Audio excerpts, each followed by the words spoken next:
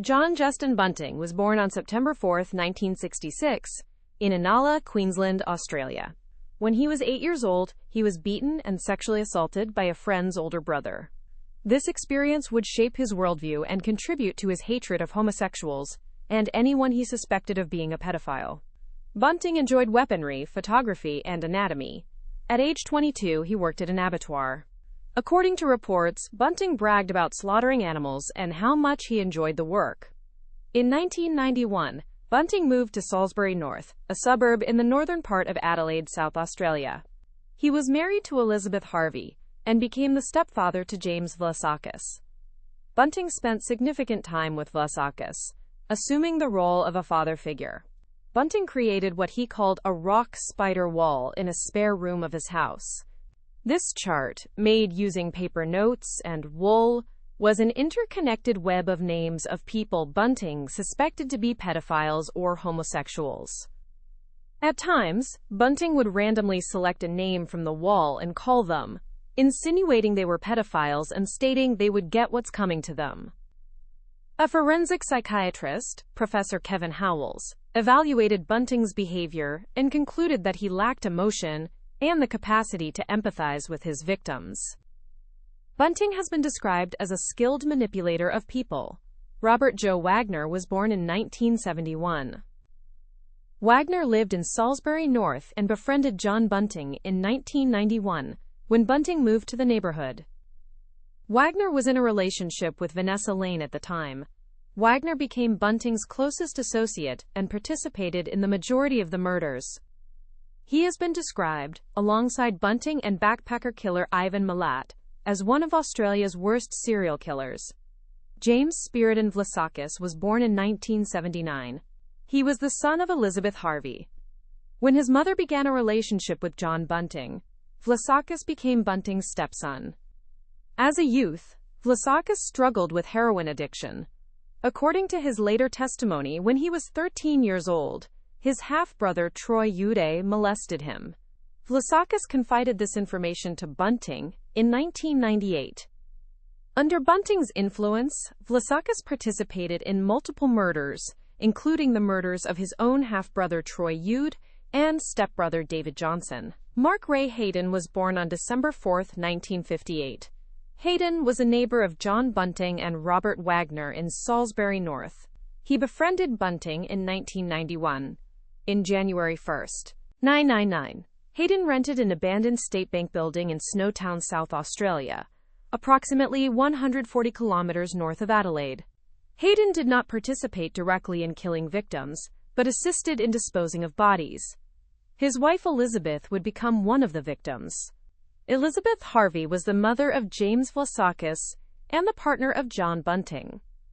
With encouragement from Bunting, Harvey assisted in at least one of the murders. Harvey knew about the murders, but was never prosecuted. She died of cancer before the case went to trial. Jodie Elliott was the sister of Elizabeth Hayden.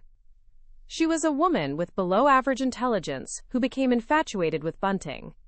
To receive Social Security income, she pretended to be Suzanne Allen, a deceased former acquaintance of Bunting's. Her son, Frederick Brooks, would later be killed by the group. The murders took place against a background of dysfunction in Adelaide's far northern suburbs. The area was characterized by cycles of poverty, unemployment, and violence. Many residents lived in public housing provided by the South Australian Housing Trust. Bunting and his associates formed what was described as a degenerate subculture. They targeted vulnerable people, many with physical, mental, or intellectual disabilities. Many victims had endured abuse even before falling into the hands of the killers. The group's stated justification for the murders was vigilante action against pedophiles and homosexuals. However, investigators concluded this was largely a pretext. The killers also stole victims' identities to collect their welfare payments and access their bank accounts. Approximately $97,200 was collected through this fraud, though authorities determined financial gain was a secondary motive. In 1991, John Bunting moved to Salisbury North, Adelaide. He befriended neighbors Mark Hayden and Robert Wagner. Bunting quickly established himself as a dominant personality in the neighborhood. Bunting presented himself as a vigilante against pedophiles. He harassed individuals he suspected of inappropriate behavior toward children. In one instance, after Elizabeth Harvey's boyfriend took indecent photographs of her sons, Bunting continually harassed the man by throwing kangaroo blood and body parts at his house until the boyfriend moved away. Bunting's obsession with pedophiles and homosexuals became the justification he gave for targeting victims.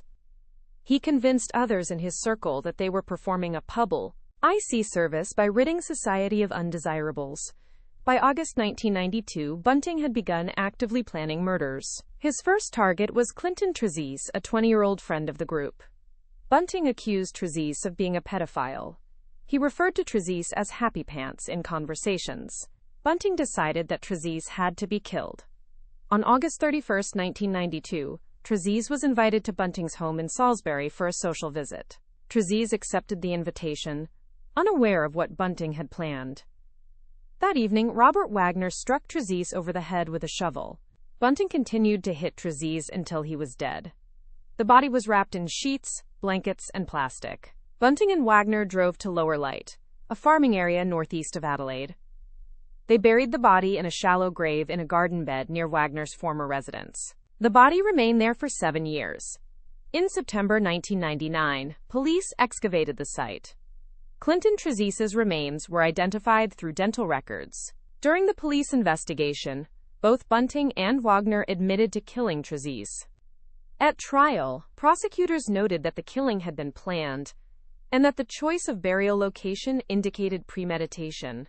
Following the murder of Clinton Trezise, Bunting continued to identify potential victims. His targets were chosen based on several factors: individuals he suspected of being pedophiles or homosexuals, people he considered weak, including those with mental or physical disabilities, drug use, managers, obese individuals, and people whose welfare payments could be stolen. Bunting also targeted individuals within his own social circle. Former associates who had assisted in earlier crimes became victims themselves when Bunting decided they knew too much or had outlived their usefulness. Ray Allen Peter Davies, age 26, lived in Salisbury North. Davies had worked with Bunting at the abattoir. In 1995, Bunting decided to kill Davies. Bunting accused Davies of being a child molester. Davies was lured to a location on December 28, 1995. At the location, Bunting and Wagner handcuffed Davies. They tortured Davies, using pliers, electricity, and other implements. Bunting forced Davies to record messages on a cassette tape, pretending everything was normal. The recordings were to be used later to deceive authorities. Davies was eventually strangled to death. The body was taken to Bunting's backyard shed. Bunting and Wagner placed the corpse in an acid bath. After months of decomposition, the remains were transferred into a plastic barrel. The barrel was eventually moved to the Snowtown Bank building in 1999. Suzanne Bridget Allen, age 47, was a former girlfriend of John Bunting. Allen had become disabled due to a back injury and was collecting disability benefits. Bunting decided Allen should be killed in October 1996. Allen was living in the Salisbury area at the time. On October 18, 1996, Allen was lured to Bunting's residence. At the residence, Bunting and Wagner strangled Allen to death using a ligature. After the murder, Bunting continued to collect Allen's disability payments. To facilitate this fraud, Bunting enlisted Jody Elliott, the sister of Elizabeth Hayden. Elliott bore a physical resemblance to Allen. Elliott agreed to impersonate Allen when necessary to continue collecting the welfare payments. This arrangement continued for several years. Allen's body was treated with acid and placed in a plastic barrel. The barrel was stored in the shed behind Bunting's residence until it was later moved to Snowtown. Allen's disappearance was not reported to authorities. Her family and acquaintances were told she had moved to Queensland. Michelle Catherine Gardner, age 19, was the girlfriend of a friend of Bunting's. Gardner lived in Adelaide's northern suburbs. Bunting decided to target Gardner in September 1997. On September 10, 1997, Gardner was at an acquaintance's house when Bunting and Wagner arrived. They convinced Gardner to come with them. Gardner was taken to a location where she was handcuffed and tortured. According to later testimony, Gardner was subjected to particularly severe abuse. She was eventually strangled to death. Gardner's body was dismembered. The remains were placed in acid and stored in a barrel. The barrel was later moved to the Snowtown bank vault. Gardner's disappearance went unreported. Bunting told people that Gardner had left the area to escape her drug problems. Vanessa Lane, formerly Barry Lane, was a transgender woman. Lane was 42 years old in 1997. Lane had been in a relationship with Robert Wagner and had children with Wagner. After separating from Wagner, Lane began a relationship with Thomas Trevelyan. This relationship angered Wagner. Bunting and Wagner decided Lane would be killed in October 1997.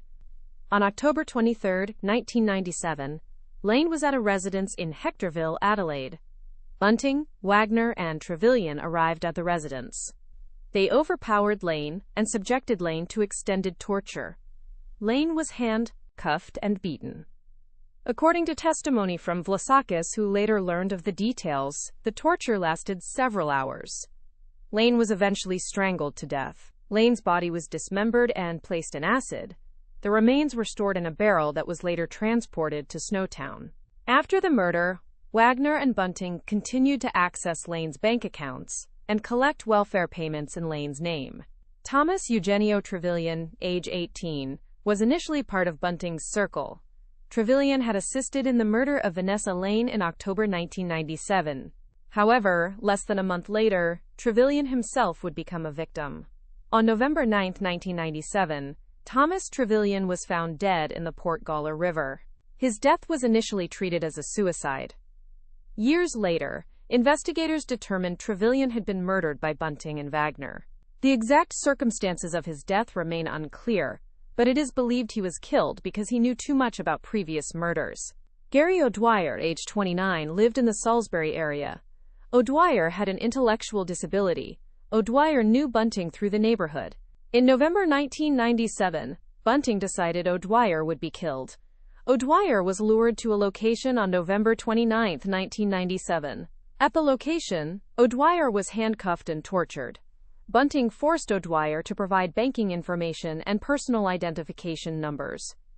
O'Dwyer was strangled to death. O'Dwyer's body was placed in acid and stored in a barrel.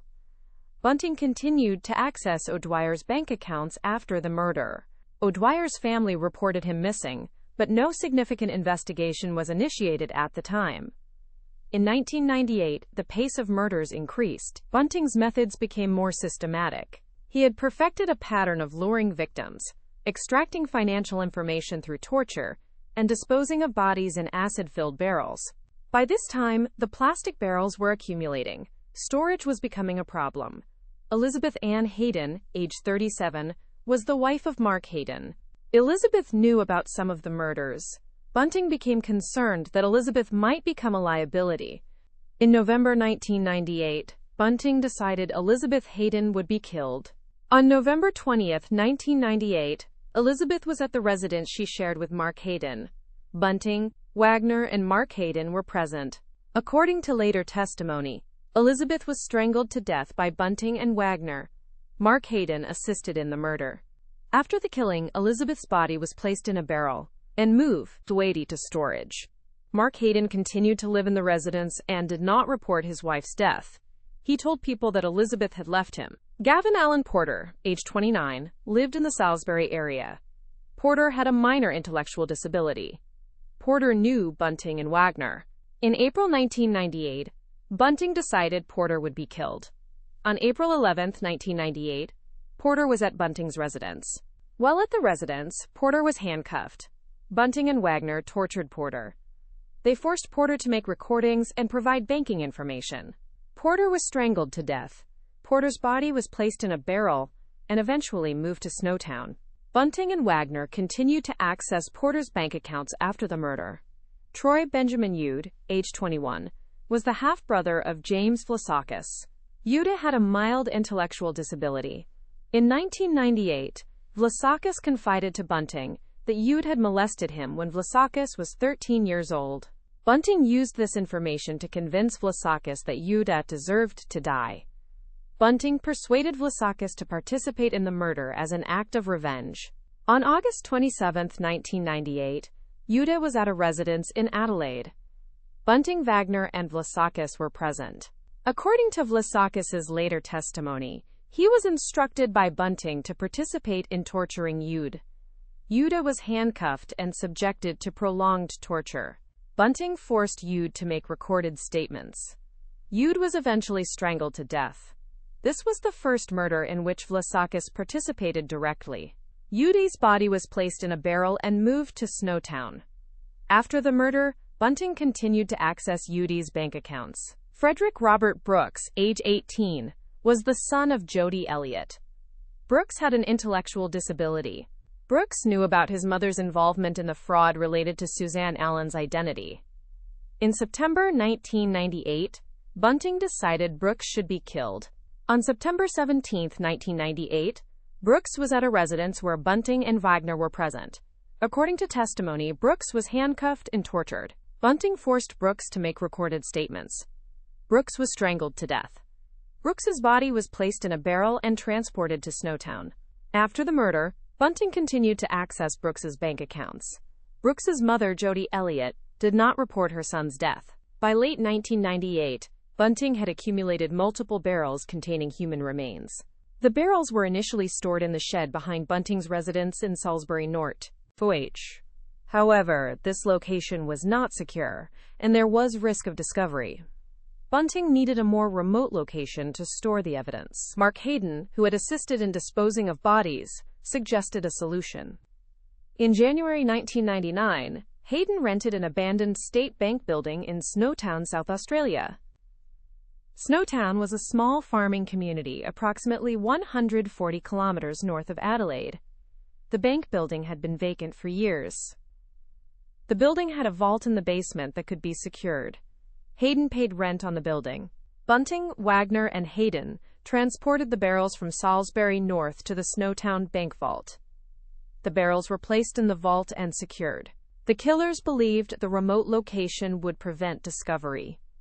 David Johnson, age 24, was the stepbrother of James Vlassakis. Johnson lived with a disability. Johnson knew Bunting and was part of the extended social circle. By May 1999, Bunting decided Johnson should be killed. On May 9, 1999, Johnson was at a residence in Murray Bridge, South Australia. Bunting, Wagner, and Vlassakis were present. Bunting instructed Vlassakis to participate in Johnson's murder. Johnson was handcuffed and tortured. According to testimony, Johnson was subjected to particularly severe abuse. Johnson was strangled to death. This was the final murder in the series. Johnson's body was dismembered and placed in two separate barrels. The barrels were transported to the Snowtown bank vault. After the murder, Bunting and Wagner continued to access Johnson's bank accounts. This murder marked the end of the killing spree. Following David Johnson's murder, Bunting's activities began to attract attention. David Johnson's family became concerned when he could not be contacted. They reported him missing to South Australia Police on May 20, 1999. Police began investigating Johnson's disappearance. Officers interviewed people who knew Johnson. During interviews, inconsistencies emerged in accounts of Johnson's whereabouts. James Vlassakis was interviewed by police. Vlassakis appeared nervous and gave contradictory statements. Separately, welfare fraud investigators had noticed irregularities in benefit payments to several individuals in the Salisbury North area. Multiple people who were supposedly receiving benefits had not been seen in months or years. Bank account activity suggested someone else was accessing the funds. As investigators pieced together information, they identified connections between several MI/SSING persons and the group centered around John Bunting. On May 20, 1999, police obtained a warrant to search premises associated with Bunting and his associates. On May 20, 1999, South Australia Police executed search warrants at multiple locations. Officers searched the residence at Waterloo Corner Road in Salisbury North where Bunting had been living. They also searched premises associated with Mark Hayden. During the search of Hayden's property, police learned that Hayden had rented a building in Snowtown. officers obtained a warrant to search the Snowtown bank building. A team of detectives traveled to Snowtown to execute the warrant. On the afternoon of May 20, 1999, police officers entered the abandoned bank building in Snowtown. The building was in a state of disrepair. Officers searched the ground floor and found nothing of immediate interest. They then accessed the basement area. In the basement was a secured vault. Police forced open the vault door. Inside the vault were 6 large plastic barrels and 2 additional containers. The barrels were sealed. There was a strong chemical odor. Officers opened the first barrel. Inside was a partially decomposed human body submerged in acid. The officers immediately secured the scene and called for forensic specialists. Over the following hours, all 8 containers were opened. A total of 8 bodies were found in the barrels. The bodies were in various states of decomposition due to the acid. The discovery was immediately classified as a major crime scene. News of the discovery spread rapidly. The small town of Snowtown, with a population of approximately 400 people, became the focus of national and international media attention. Reporters descended on the town. The abandoned bank building was cordoned off. Forensic teams worked around the clock to process the scene and recover the remains.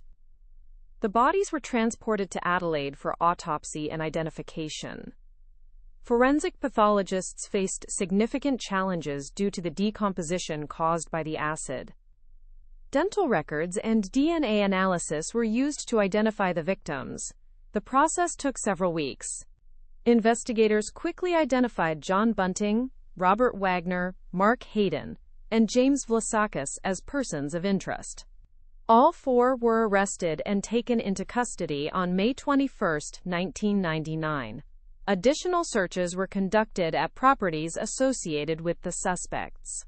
At Bunting's former residence in Salisbury North, investigators found evidence in the backyard tool shed, including residue from acid baths and tools consistent with dismemberment. During the searches, investigators found the remains of 3 additional victims. Clinton Trezise's body was recovered from the burial site in Lower Light. 2 more sets of remains were found at properties in Adelaide's northern suburbs. The total number of identified victims reached 12. The 4 suspects were charged with multiple counts of murder. Due to the complexity of the case and the number of victims, prosecutors anticipated a lengthy legal process. The suspects were held in custody pending trial. James Vlassakis was separated from the others and placed in protective custody. Investigators believed Vlassakis might be willing to cooperate. In July 1999, James Vlassakis agreed to plead guilty to 4 murders in exchange for providing testimony against Bunting and Wagner. Vlassakis admitted his role in the murders of Troy Yude, Frederick Brooks, Gary O'Dwyer, and David Johnson. He provided detailed statements describing the murders, the torture methods used, and the roles of each participant. Vlassakis' testimony was crucial to the prosecution's case. He described how Bunting had manipulated him into participating in murders. He explained the methods used to torture victims, the recordings made, and the disposal of bodies. Vlassakis also provided information about the financial fraud scheme and how the group had continued to access victims' bank accounts. In exchange for his cooperation, Vlassakis was sentenced to 4 consecutive life terms, with a 26-year non-parole period. This was significantly less than the sentences Bunting and Wagner would face. Vlassakis' willingness to testify was seen as essential to securing convictions against the primary perpetrators. The trials of John Bunting and Robert Wagner began in 2002. The proceedings were held in the Supreme Court of South Australia in Adelaide. Due to the number of victims and the complexity of the evidence, the trial became one of the longest and most expensive in Australian legal history. The trial lasted from October 2002 until May 2003. During this period, the court heard extensive testimony from witnesses, forensic experts, and James Vlassakis. The prosecution presented evidence of the systematic torture and murder of 12 victims over a period of 7 years. Vlassakis testified in detail about the murders in which he participated. His testimony described the torture methods, including the use of HANDC, UFFS, electricity, pliers, and other implements. He explained how Bunting and Wagner forced victims to make recordings and provide banking information before killing them. Vlassakis' testimony painted a picture of sadistic violence directed at vulnerable people. Forensic evidence included autopsy reports detailing injuries to victims. Pathologists testified about the cause of death in each case and the extensive trauma inflicted before death. Chemical analysis confirmed the presence of acid used to decompose bodies. Investigators presented evidence of the financial fraud, including bank records showing unauthorized withdrawals from victims' accounts. The defense for Bunting and Wagner attempted to minimize their clients' culpability by emphasizing the role of other participants. However, the weight of evidence against them was overwhelming. The prosecution successfully argued that Bunting was the ringleader who planned and directed the murders, while Wagner was his willing accomplice in the majority of the killings. John Bunting was found guilty of 11 counts of murder.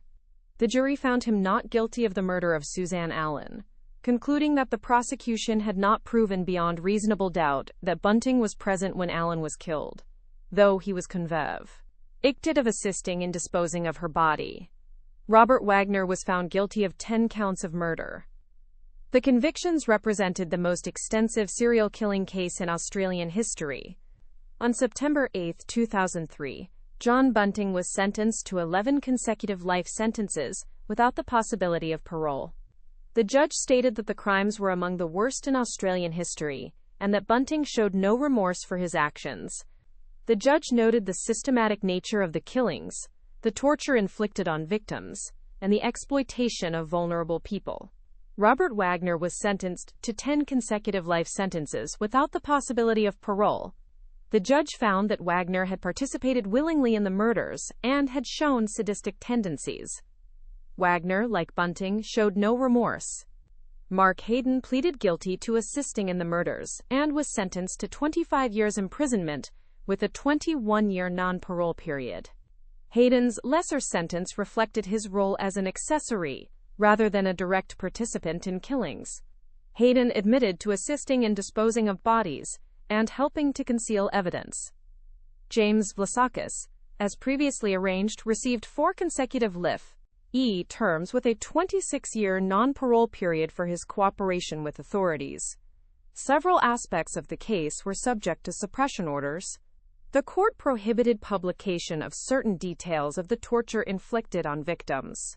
The orders were intended to protect the dignity of victims and spare their families from further trauma.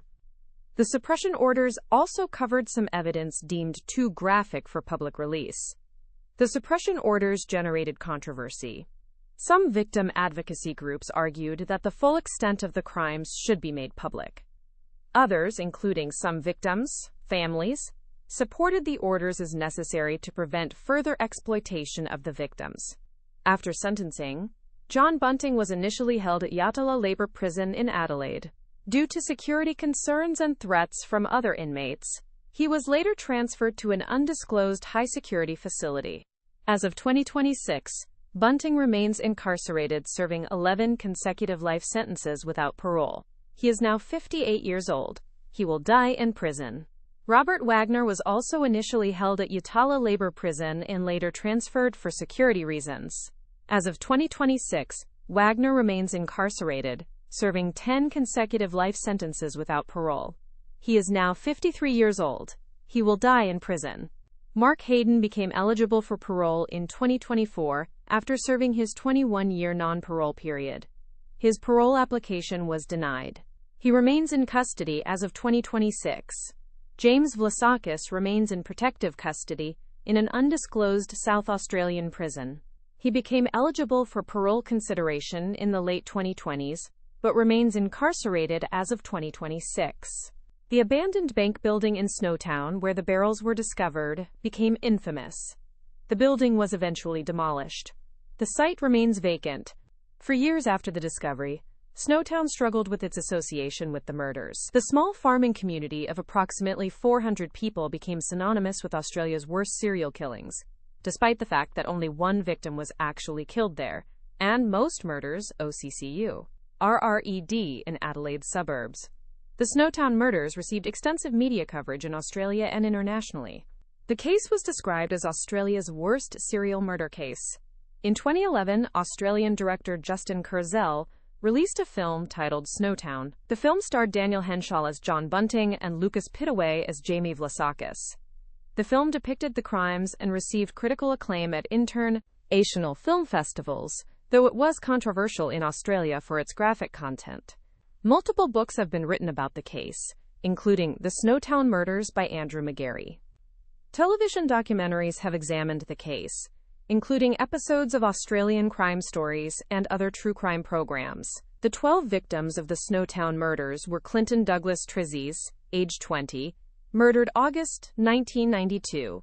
Ray Allen Peter Davies, age 26, murdered 1995. Suzanne Bridget Allen, age 47, murdered 1996. Michelle Catherine Gardner, age 19, murdered September 1997. Vanessa Lane, age 42, murdered October 1997. Thomas Eugenio Trevelyan, age 18, murdered November 1997.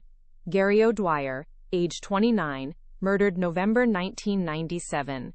Elizabeth Ann Hayden, age 37, murdered November 1998. Gavin Allen Porter, age 29, murdered April 1998. Troy Benjamin Yude, age 21, murdered 1998. Frederick Robert Brooks, age 18, murdered September 1998.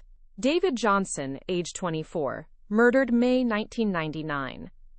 Many of these victims were vulnerable people who had suffered abuse even before encountering the killers. They came from disadvantaged backgrounds, had disabilities, or were marginalized by society. Some were targeted specifically because they were considered unlikely to be missed. Family members of victims spoke about their grief and anger at the judicial proceedings. Several expressed frustration that some details of what happened to their loved ones could never be fully known due to suppression orders. The Snowtown case has been studied by forensic psychologists and criminologists. The case demonstrates how a dominant personality can recruit and manipulate others into participating in serial murder. The progression from Bunting acting alone to involving Wagner, then Vlassakis, and utilizing Hayden shows escalation of a criminal network. The systematic torture inflicted on victims was not merely to obtain information, but appeared to be an end in itself, demonstrating sadistic tendencies particularly in Bunting. The targeting of vulnerable, marginalized individuals within the killer's own social network showed predatory behavior masked by vigilante rhetoric.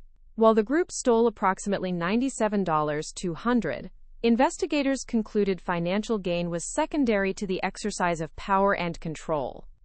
The Snowtown case led to discussions about the adequacy of welfare systems to track recipients and detect fraud, the vulnerability of people with disabilities and mental health issues, the role of suppression orders in balancing fair trial rights against public interest, the need for better resources to investigate complex serial murder cases, and the length and cost of major criminal trials. Following the discovery of the murders, South Australian authorities reviewed social services in the northern Adelaide suburbs where most victims and perpetrators lived.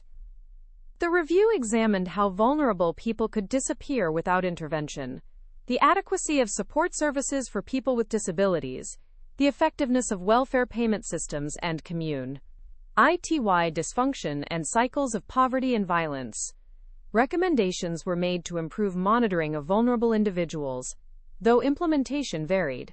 The Snowtown murders have been compared to other cases of serial killing in Australia and internationally, including Ivan Milat's backpacker murders, Fred and Rose West in the United Kingdom, and Dia N. Coral in the United States.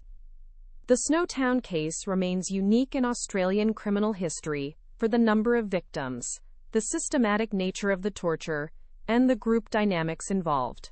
Some victims' families continue to seek answers about what happened to their loved ones.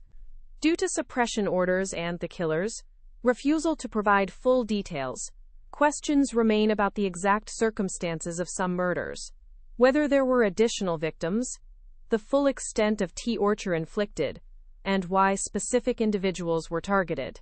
Neither Bunting nor Wagner has shown remorse or provided comprehensive accounts of the crimes. Both have refused to answer many questions from investigators and families.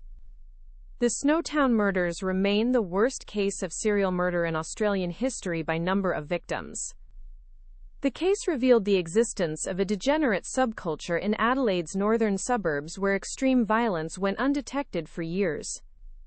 The murders demonstrated how vulnerable people, those with disabilities, mental health issues, poverty, and social isolation, can become victims of predators who exploit their marginalization.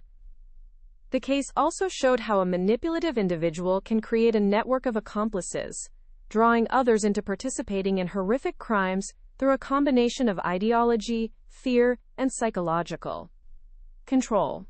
As of 2026, more than a quarter-century after the discovery in Snowtown, the case continues to be studied, discussed, and remembered as a defining moment in Australian criminal history and a cautionary tale about the vulnerability of society's most marginalized members.